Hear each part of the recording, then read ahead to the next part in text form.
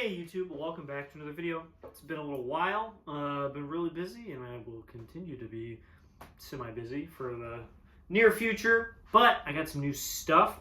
As you can see, this is my Yamaha 8130,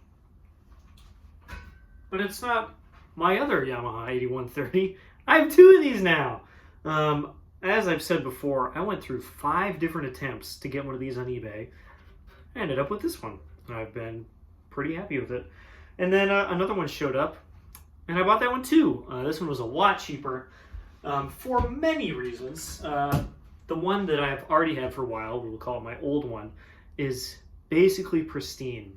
If somebody played this, they did not play it a lot. It's got like a tiny little couple spots where like lacquer came off. The case is in immaculate condition. Like, this thing's just about perfect.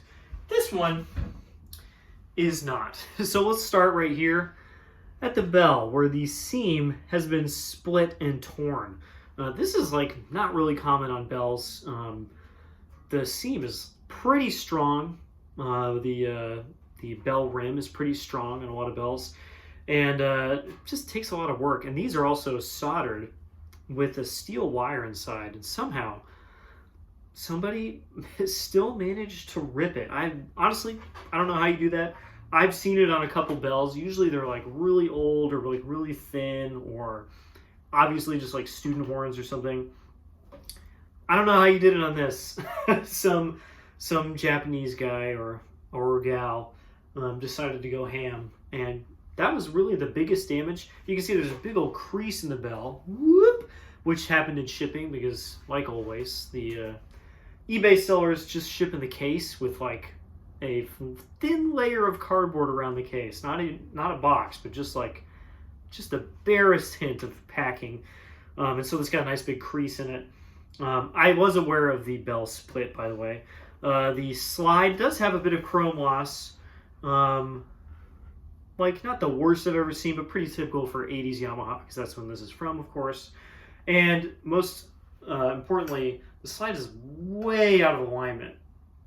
That's how those are matching up, and it needs to be perfect. So the slide's really bad right now, but that's okay. That'll be an easy fix. The chrome loss on these, again, really typical on Yamahas, usually isn't too bad for action. I think actually my other one has some chrome loss as well, but I don't really care as long as the slide still moves. So for those of you not in the know and you're going, oh my god, what is this trombone? This is the Yamaha YBL 8130 custom bass trombone. This was only available in Japan, and it's the very fancy version of the 613G or 613R, which was the typical just kind of pro level Yamaha bass trombone of the time. It's got these closed wraps, it's got nice Yamaha valves, a 10-inch bell. The 613 with no letter is yellow bell. The G and R both have rose brass bells. Maybe the R has an actual red brass bell, but I'm not entirely sure about that. And the 8130, which is, you know, like 813, so kind of the same thing, but with an extra digit, just makes everything a little bit better. They add trim rings to like all the tuning slides. All of these have the little trim rings, what the usual Yamahas don't. They change, I'm pretty sure, the lead pipe and a lot of parts about the slide. They have oversleeves. They're yellow brass. They have different ferrules all over the place. Generally, they're just like a little bit heavier, and they just have like a more refined blow. The normal 613, 613G, 613R are very good bass trombones. I've owned, I don't know, 2 of those now, 613s, and a 60 or 630G, which is kind of the same thing with open wraps.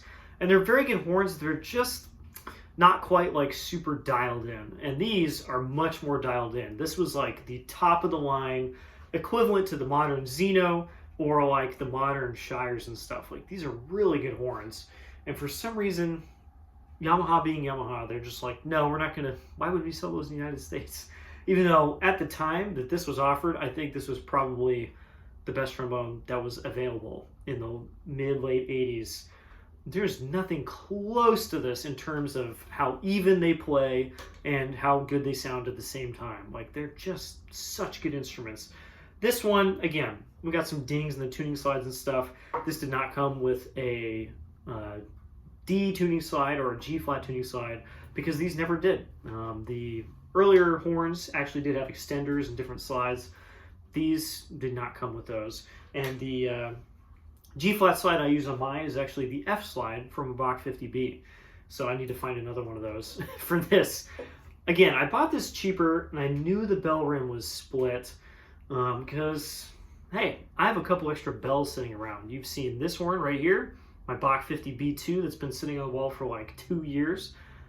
It turns out that bell is exactly the same length from right here to right here. So that might go on here. I also have a Con 62H bell that needs to get cut because the flare is totally trashed. And I could put like a carbon fiber flare on there, a screw bell. That could go on here. And annoyingly, right now, without having fixed this, except for like lubing up the valves, I think this is actually a little bit better than my beautiful one. It sounds really good. It's got a really nice dense color to the middle of the sound, but still has some of that wideness you get from the 10-inch bell. I really like my 8130. I'm literally using it. I used it today. I'm going to use it tomorrow. I'm going to use it on Saturday. Like, I play it a lot. I like it. I'm not always in love with it, and this makes me go, oh man, there's that extra little spice that I've been missing. I'm not really sure what the difference is. Obviously, the bell is messed up on this.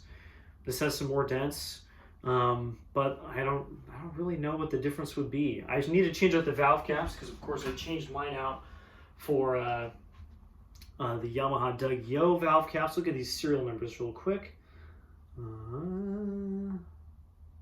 Yeah, I mean, these are like 70 horns apart. I don't know how much of a difference that makes in Yamaha speak, but they play a little differently. I wouldn't say inconsistent. They're both very good, but they are different. And I think this slide, even though it's in way worse shape, does play better and sound a little bit better than my slide. So we'll see what happens after I get it fixed up.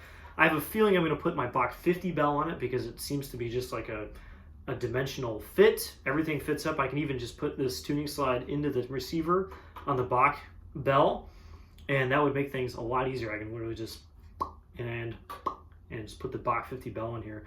I think that would be really cool. It is sad that this is split. If this had not been split, I would have bought it instantly. I had to think about it for like a couple hours. I was like, do I really want that?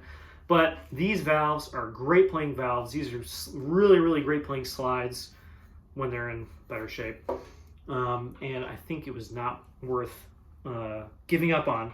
And despite the linkage on this being kind of worn out, a couple of these little ball and socket things are a little noisy, you can hear. They're totally oiled up now. The valves are in great shape. I don't really understand what happens with these horns. Like, it feels like in some ways I took the valves out and they're like not immaculate, but they're not worn. There's no sign of them never being oiled or anything like that. I don't get it. Like, in some ways they're very well taken care of, in some ways they're not. Who knows? Anyway, that's one of two horns that I just picked up. The other one is actually even more interesting. And it's this. Yeah, this is a... You're thinking, wait, that's not enough tubing, is it? No, it is not. This is a Bach 42G, and I'm going to call it a 42GG. This has got a gold brass bell on it. And also, this attachment is in G, not F. This is in G, so up a whole step from what we're used to with the F attachment. And I, of course, don't have an F attachment 42 to show you, but of course, there's a lot more tubing to get to F.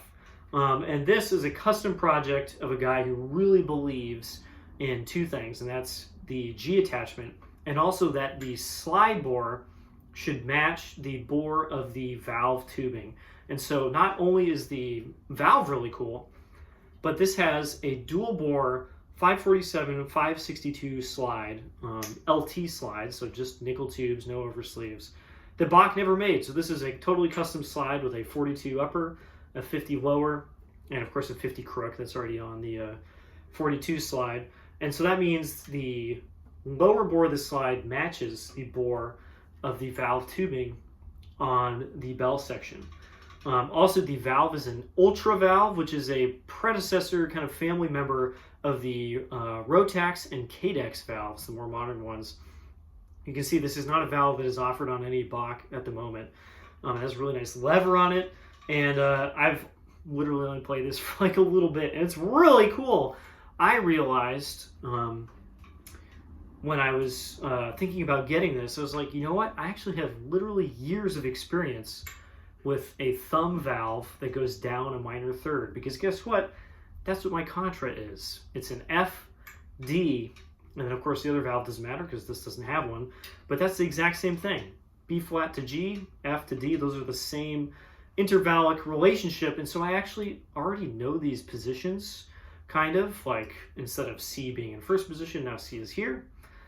You have a nice D and a G in first position, just like you have an A and a D on the contra, and so transitioning to this takes me almost no time at all. I was really surprised. I was like, oh yeah, I already know this. I know it in a different key. The positions are not, exactly equivalent, but I already know pretty much how to deal with this, which is really cool. So I'm very excited to give this a spin. I was going to say a whir, but it's not a whir, it's a spin. There are a couple downsides to this.